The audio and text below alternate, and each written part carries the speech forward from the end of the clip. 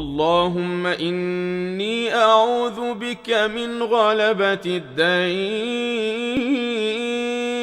وغلبة العدو وشماتة الأعداء.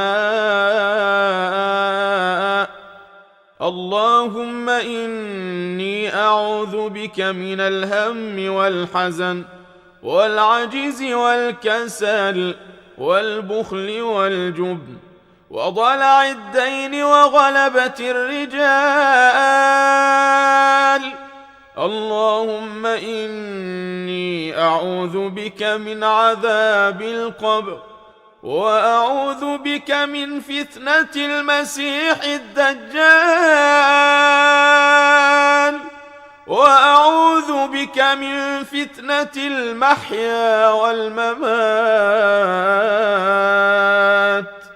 اللهم إني أعوذ بك من المأثم والمغرم.